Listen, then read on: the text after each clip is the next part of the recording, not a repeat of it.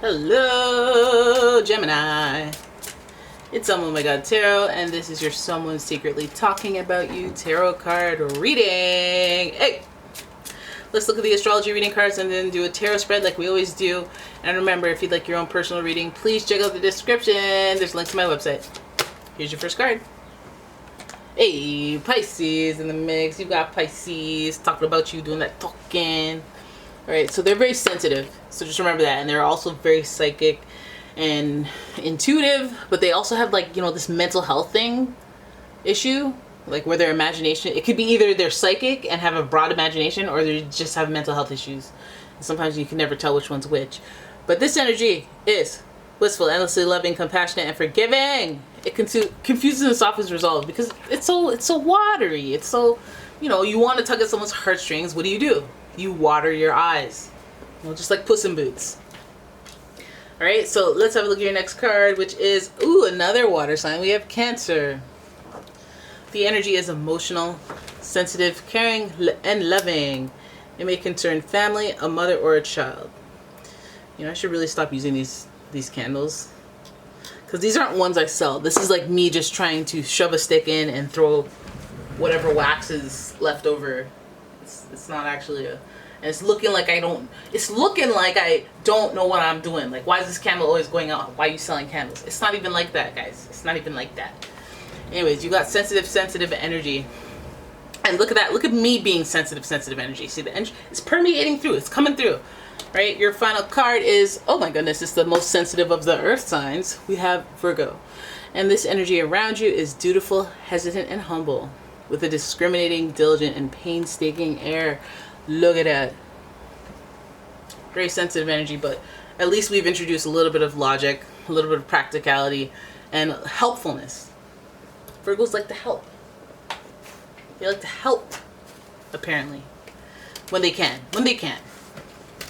Hygiene, routine, you know. But I feel like not the most disciplined, but disciplined enough to look the most disciplined. Or disciplined in general. Let us have a look at the tarot spread and see what's going on. What are you talking about? Why are you talking about Gemini? What are you doing? Stop it. Or keep going if you're saying something good. I'm going to use the Golden Universal. That's what you hear me shuffling with. And here is your first card. Oh my god. It's already about the talking and what they said and they shouldn't have said it. We're already talking about regret. We got the Five of Swords. Five of Swords is like, I did what it took to get to the top. It was uncomfortable for many, even my allies. They had something coming to them because I do what it takes to win. It's one of them type of energies. Look at this receding hairline. It says it all. Looking back at the people he inconvenienced, possibly betrayed, outsmarted, outwitted. They feel bad. Or this is like not even like, you don't have to do any, they didn't even have to do anything negative. They just have to do something and they feel kind of guilty that they won and you didn't. You know? So there's confusion there. There's clouds. There's definite clouds, but there's some feeling some type of way about how things turned out to start. Then we have the Eight of Pentacles, and you're leading me way towards a place of work. So some of you guys are dealing with coworkers and dealing with that type of sensation where they may be talking about maybe you getting ahead and other people getting laid off or fired or demoted or not promoted or whatever the heck it is. And your ways, your tactics, who you knew may have worked for you, not worked for them. You feel weird about it. The Eight of Pentacles here feels like it's supposed to be this hard focus on getting a project done or getting the mission done or getting the mission complete, working hard at work, getting a project done. You know what I mean? Like being dedicated and focused. But I feel like it's in reverse because it's focused over here. It's focused on how it looks. And this person might be interested in the logistics of how things look, but I feel like they're like trying to keep their eye on the prize, but they may be getting distracted by other factors. So I'm wondering if it's like, are you the most hardworking?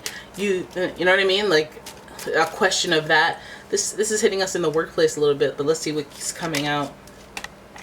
Okay, a little bit of an immature approach here with the Page of Cups, and also emotional, so prone to some manipulations that are just like subconscious. I didn't mean to manipulate you. I just did. It's just, you know, with my emotions, because I knew you'd feel bad, so I was like, okay, let me just do something that makes you feel bad, and then you'll give me what I want.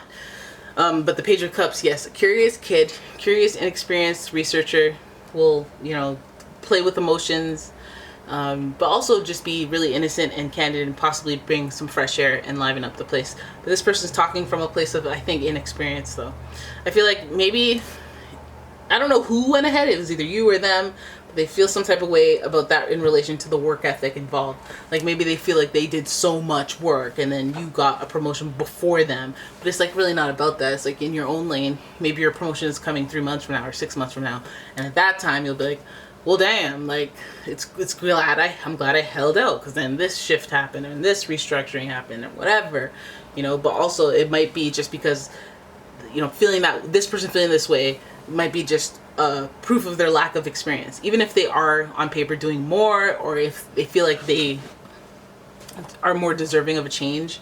I feel like just their approach to things is emotional, sensitive, and just like it could, like inexperienced, innocent, like you're not thinking the whole, you can't even grasp the whole concept of what just happened. So it's just like you're in your feelings and you're just a little overly sensitive. Now this person's also giving me a little bit of concern because they might be a little not greedy, but red-eyed, envious, jealous, wanting to do what it takes, wanting their recognition, wanting their rewards, wanting their accolades soon, now, impatient, and wanting to do the most to get there quickly.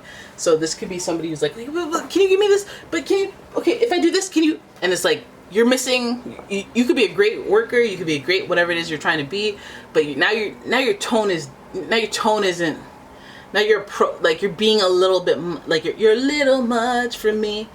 You're becoming a liability. Like, can you chill out for a second? Okay, Queen of Wands is impatient. She's like, okay, but I want it now.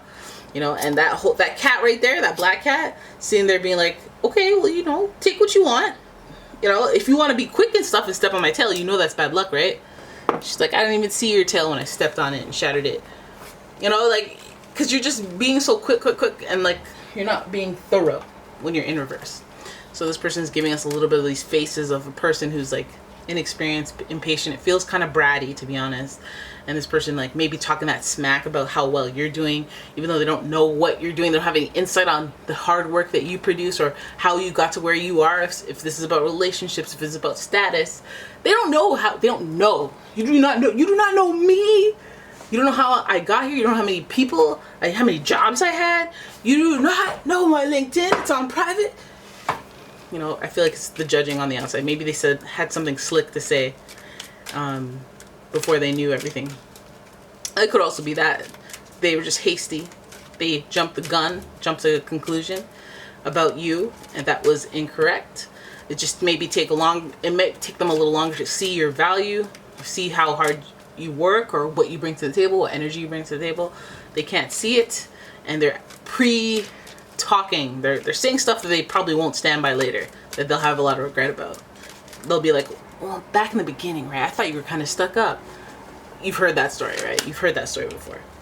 Oh my god, there it is. There's the doing the most energy, there's the making the effort energy, there's the traveling energy. This is like going the distance. I feel like over time with this person, even though they're talking about you and you may hear some of the things they say later on, I feel like they'll have some retrospective energy for you or articulations for you. I can explain. I was going through a hard time at that time and I was judging you really harshly. Or I was going with my feelings and I didn't have good feelings about you. And, you know, because I heard what you said to this person, but I didn't know the whole scenario, so I judged you. And so I thought that, you know what I mean? Like, there's like a lapse in judgment. There's I judged too quickly, or I just, again, I'm immature, or I didn't have enough information. It was new, but I acted hastily. I did too much and I went out of my way. And, you know, Pisces is the endlessly loving, compassionate, and forgiving one. So I feel like they'll come with their tail between their knees and be just as apologetic when they need to be as well. So this feels like crisis averted. Like, it's like you did some dirty, but you know, you're recognizing it. You're having personal accountability. You're humbling yourself. Self-humbling is the greatest type of humbling. Like, oh yeah, you know, wait, that wasn't right. I shouldn't have done that. Hey, I gotta let you know, I'm sorry. I know you might not forgive me, but like that, I just want you to know that I know that was not cool and I shouldn't have done it and that's terrible and I'm sorry. You know, that's the type of stuff that like, oh, no thanks, waiter, I don't need dinner, I'm full. You know, I could, Well, maybe I'll have dessert. But yeah, there it is. That is your reading. That is who is talking about you. If you'd like your own personal reading, please check out the description. There's a link to the website. And if you'd like a candle or any other stuff I sell on my Etsy shop, check that out. There's a link there as in the description as well. Please leave a comment, share the video, like, all that stuff. And yeah, thank you so much for watching. I will see you in the next one.